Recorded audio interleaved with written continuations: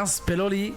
wa Brazil baraye babirindura equipe yitwa Bolivia ko gutsinda equipe sekegero ya Brazil mu mwaka wa 2009 iriya match bayidanda se Brazil bari babuziki oya match ahubwo Carlo yanabaye n'umuntu novuga ngo ari egoiste yikunze yanse kuribera Raphinha kuravya liste de base yatanguye mu kibuga byagaragara yuko harimo erega kundwi hatanguye uyu mugabo yaciye kwa Betis no munsi yikinira muri Brazil wabo Luis Enrique nk'abantu umupira Luis Enrique no yatanguye mu kibuga ku nimero 7 Luis Enrique yaciye no kwa Marseille hari ba Luis Enrique babiri hari Luis Enrique yaciye kwa Marseille umunya Brazil na Luis Enrique yaciye kwa Betis uyu Luis Enrique imwe mu migwi yakiniwe yari yatanguye kwa Betis yaraciye no muri Fluminense akina Botafogo no musakina Zenit St Petersburg yari mu Russia yaka 20 acari muto Sorazumupi naravye match ya Barcelona na Betis bavana ku matirobi yari Copa del Rey bagifise uyu mufaransa kapitene wabo mufaransa wa Algeria w'umufaransa kwa Betis hari urusore ruzumupira cyane mw'abantu mwe rakunda kunci na Bil Fekir bari bagifise Fekir umusore azumupira biteye ubwoba umusore munya Brazil imyaka 20 no muse kwisanga muri Zenit Raphinha rero si Clovis adutunga si Brazil yitakaje ahubwo Raphinha Luis Diaz Beloli twabigarutseho ku mugoroba ku munsi w'ejo yinjiye mu kibuga nyuma yo kudatangura ku minota 61 asubira witwa Samuel Lino yakinnye iminota igana kuri 30 Raphinha yasohotse mu kibuga bigaragara yuko atishimiye uburyo umumenyereza yitwa Ancelotti yamugumanye mu guserukira rwa Brazil akamubuza kugaruka Barcelona gutegura match ya Valence hamwe n'abandi bakinnyi ku birometero 4116 uvaho barigaruka mu gisagara cya Barcelona amakuru na haruno munsi w'amashaka yandikwa na Mundo yemeza ko umugabo witwa Asivye akimara kubona uburyo Raphinha agumijwe mu mugwiserukira rwa Brazil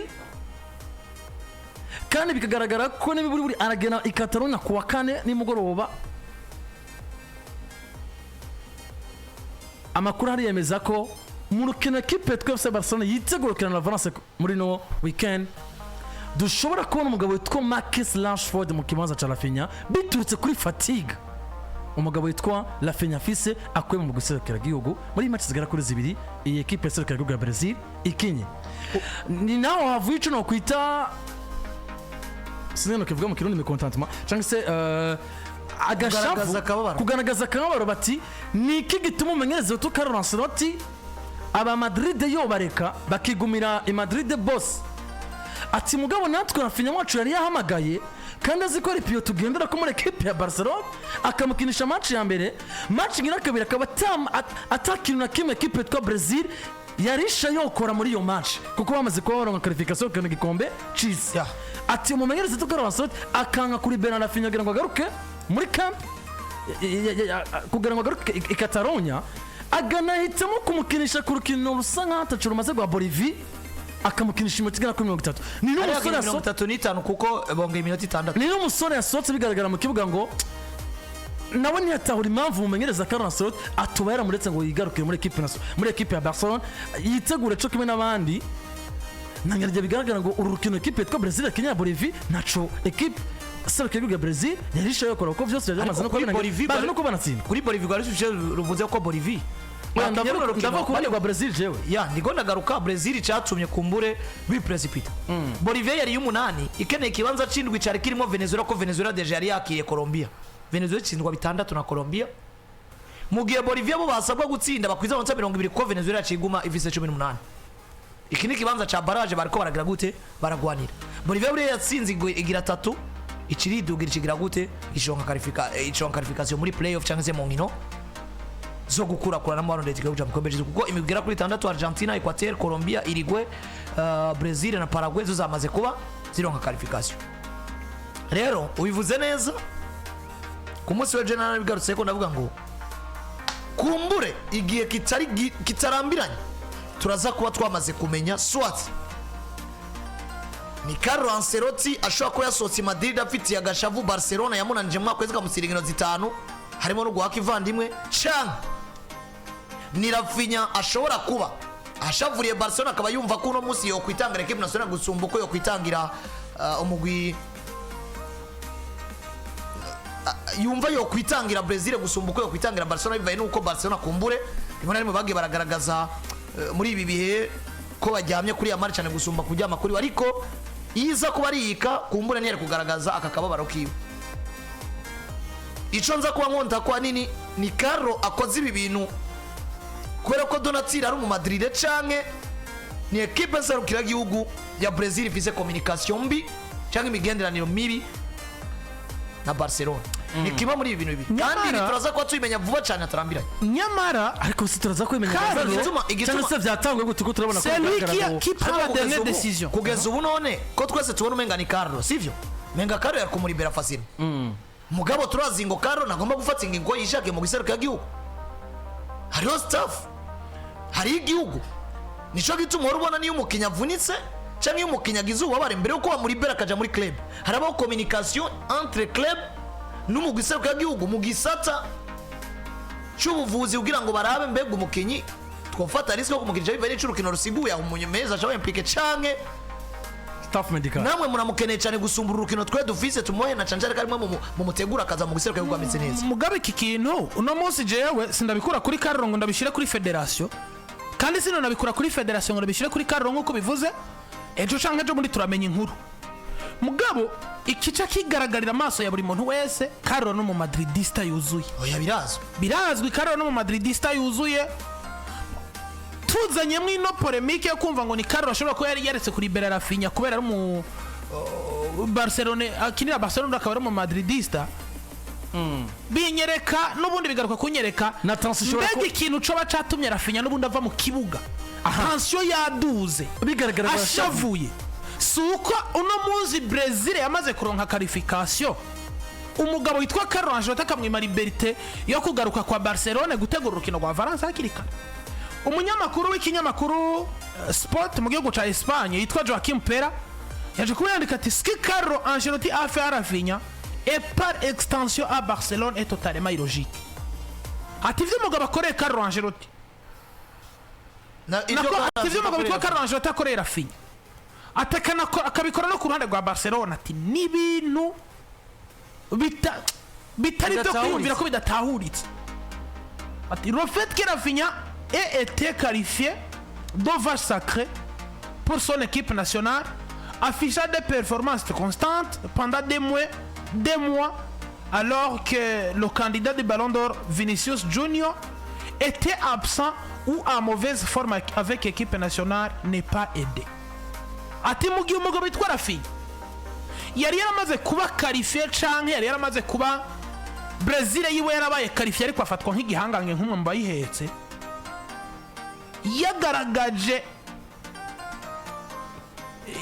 performance zimeze neza canke ibiharuro bimeze neza muri equipe nationale. Ati umugabo yitwa ati nyuma y'amezi menshi ati mu gihe umugabo yitwa Vinicius Junior atari yabonetse mwugo rukino bivuye kuri performance mbi canke meforma rimwe muri equipe ya Real Madrid equipe nationale nta kintu kimwe byaje kuba bihindura ko bari bamaze kuba baronka intsinzi yamara kantu njangaruka ko Landry harande yo kwibaza ko Carlo yashobora ko yabikoze kubera ko ari umuntu wo kwa Madrid gusumba kubo kwa Barcelona ariko kandi ko niyumvira ko havuze 2000 ka ashobora guha Brassard witwa Raphinha ubwo tuzoca twiyumvira ko ahera Raphinha Brassard yisunze iki ntiwumva ko uno munsi tutoshoka dukonfirma 100% ko ibi ari karabikora mu kugwanya Barcelona gusumba gupedera equipe ya Madrid. Nje tumaje navuze ngo twiye umwanya sivyo twiye umwanya kumbure hashobora kuba ari ibanga riri hagati ya Raphinha n'umugabo witwa Carlo Ancelotti kuko buri ya Carlo nko mu bagabo namaze kubona azi kuyaga n'abakinyi biwe cyane cyane aba grand joueur kuko iyo utakaje ugwe guri kwa Carlo Ancelotti umukinyi bigomba kuba bibe mu bintu bimuprecipita kumva ngo ko mukinyi wanje atakaje ugwego Real hano ngomba kugira gute ngomba gukora iki kandi twanabonye kuva Carlo yinjira mu giseruka gihugu nko mu bagabo bavuze ngo ngomba gukoresha Raphinha nk'umu makinyi beza kandi no musi ntari karumvisha abantu ko Vina ari mwiza gusumba Raphinha ahubwo ari karereka abantu ngo je ndavize Raphinha mwiza kandi ngomba kugira gute ngomba kubikorera ko rero d'ici quelques jours igikombe c'izi kiregereje treve yo mu kwa 10 yo mu kwicumi mu kwicumi na rimwe mu kwicumi na kabiri ziregereje byose rimwe mu bintu bizobana yabiduha realite ko réellement est-ce que Carlo Ancelotti kuko aba bakinyi muri America Latine nta equipe nimwe yisanga itagomba kubarekura itevye bivanye nuko bari kure kandi bakina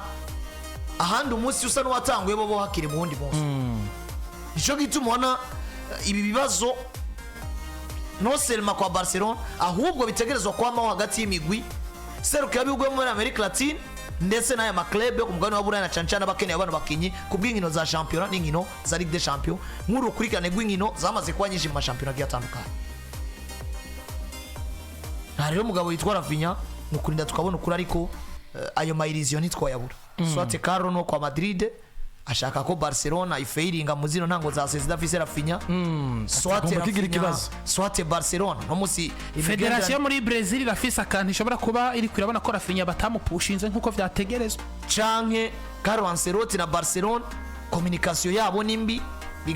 bigatuma Federation ivuga ngo twe tugomba kugendera kuvyo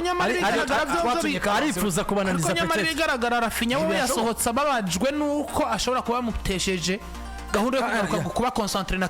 club ya abiri abintu ntaco byari bikimaze no munsi ukora ibirometero 4 birenga 4,400 ugaruke ku munsi wa Mungu mufise Valence ucushika dufata no munsi uravuyeyo ucushika dufata nko ku munsi wa gatanu akana azana mugabo yavuze kandi nta mukoranye na club ariko mugabo azana akana yavuze peut-être no gusa izi club zamaze kuturemaza tukumva nka umenga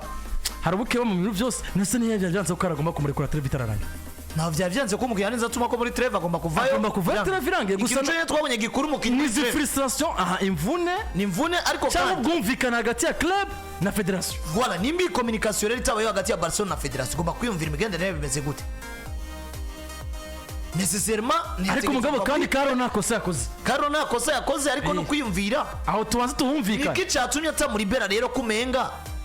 twari muri context yaho byumvikana ku muri bera kuko nabandi yanabasiza arabwira ati ko uri suspend ku rukino rwa mbere ntaco tumurinda kuza kugira ibyo birometero byose gukina urukino hatajoro maze ko ari umarigiye mu mvune uri kurarondera forme muri equipe yawe ntaco bibaze kurinda ku precipituze ko wibereye mu bibazo byo kurondera umwanya uri umusore utakaje kuri Alonso ntaco bimaze kwirwandagira gute na ku precipita n'indi bigiye bitandukanye rero je byose niko nabona biriko birapfira kuyumvira ngo nimba umukenyi ububasha iyo agiye mu giseruka gihugu mufise ko ububasha bwose 100% kuko buri equipe nse ko yanagutumye ko club nta ruje bise ko kukubuza ico gituma club iyo ageze ibihe bya trêve internationale ija en communication na federation y'umugwise y'igihugu kanaka kugira ngo bayage kubijanye na situation barimo mu myitware y'abakenyi babo n'ibindi bigiye bitandukanye hama bagafata ingingo ibereye rero nimba communication bigaragara ngo ntiyahabaye yaba Carlo mubi yaba Raphinha ari we yabitumye n'ibindi bigiye bitandukanye mugabo je ngomba kwiyumvira ngo kuki communication entre Barcelona na Federation ya Brazil itabaye kugira ngo baribere Raphinha byagaragara ngo ni imwe muri ka ije iri simile nandi maka twagiye turabona abakinyi bari imbere mu giseruka y'ibihugu yabo naka kantu konyene byukariye nyamara n'ikibazo iri nibanga rikomeye cyane tugomba kuzomenya touta Flick rero ngo yamviseje umugabo witwa Marcus Rashford kusubira umugabo witwa Raphinha bivuze ngo niba Raphinha ari buvana ubuno buruye muri equipe nationale ya Brazil kumubona atangura mu kibuga ku rukino rwa Valence bifise amahirwe make Sport rero hamwe na Monde Deportivo zandika ko umugabo witwa Flick Landry afise icizere cyane mu mugabo witwa Marcus